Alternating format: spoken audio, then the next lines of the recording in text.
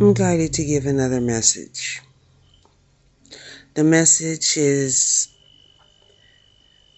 we're all individuals,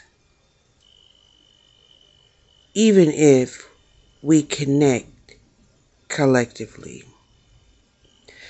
You have people who are single-minded egos, right? They may not be able to put themselves in the shoes of other people and connect and understand and feel the same way that the other people can. And these other people are what you would call plural-minded people.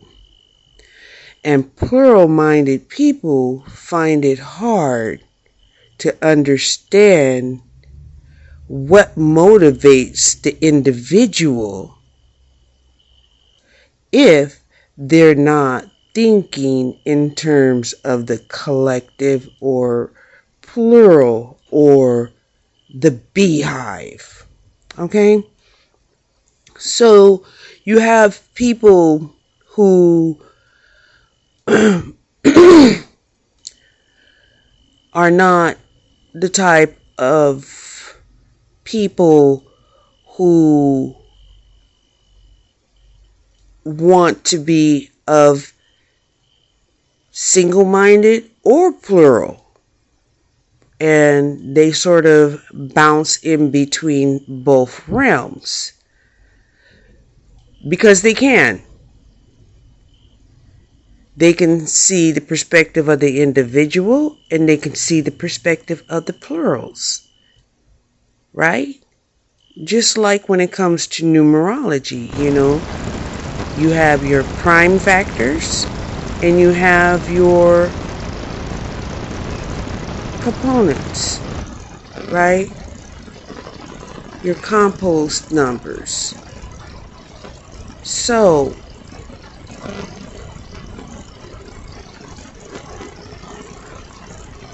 by definition, prime numbers only multiply by itself. Whereas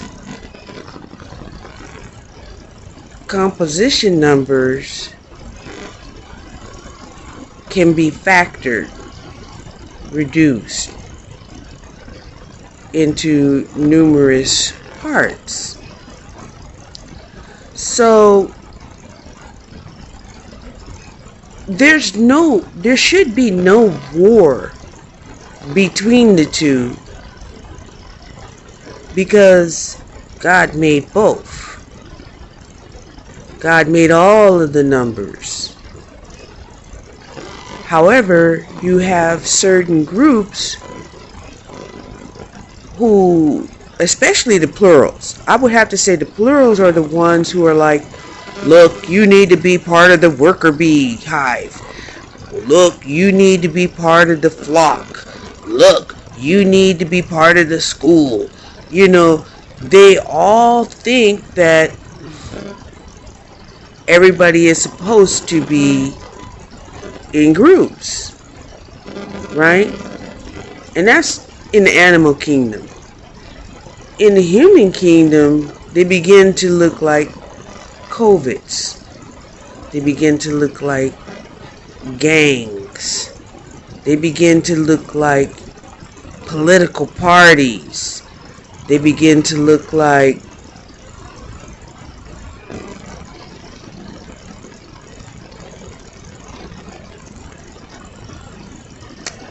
countries, organizations. Okay? So, with that mentality, this is where you see that certain people gathering start to decide, yes, we need to get rid of people who don't go along with what we're trying to do here. And throughout the last 2 years, we've been seeing that a lot of people are being exiled from jobs, exiled from countries, exiled from cultural and religious beliefs. And it's gotten to the point where,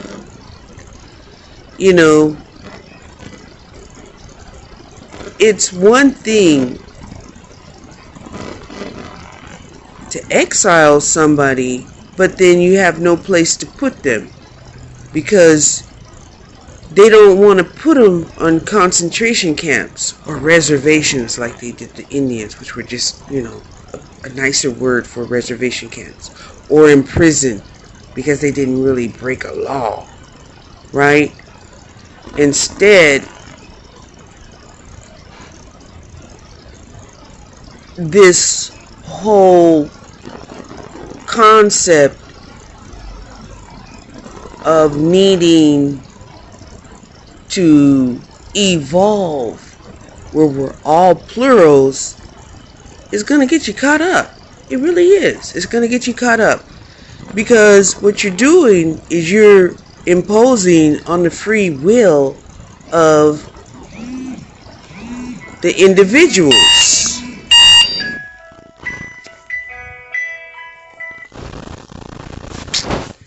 And when you impose on the free will of the individuals, which is primarily the first, second, third, fourth, fifth, sixth house, those are primarily the first single-minded individuals. And if you were to refer back to your Bible, this is where you'll hear God made this, and God made that, and God made the third, and the fourth, and the fifth, and the sixth. But on the seventh day, God rested. Right? And then, if you were to make, astrological references, you'll see that up until the seventh house, you're primarily dealing with the inner planets, the sun and the moon. Then after that, you're dealing with the outer planets. You understand? However, the outer planets attacking the inner planet is causing a cancer, just like the human being. Once the human being is attacked from within, it becomes cancerous. So there's a reason why you have to let the single-minded people exist and stop trying to hold them to the same standards as the outer planets. I really haven't seen where the individuals, single-minded people, have attacked the plurals. It seems like their plea was to merely coexist. However, it seems like the attack is coming from the plurals. These are the ones that say, we'll unite against the individuals. And you hear it in readings all the time. Oh, it took 8 people to go against this person and they still are standing. And it's like, wow, are you kidding me? And you'll hear it over and over in the tarot community, where you will have 3 or more people deciding to go after an individual, single-minded ego that's only wanting to exist, putting their time down here, and that's it. Because that's what they were supposed to do. They're doing what they're guided to do. And yet the plurals are not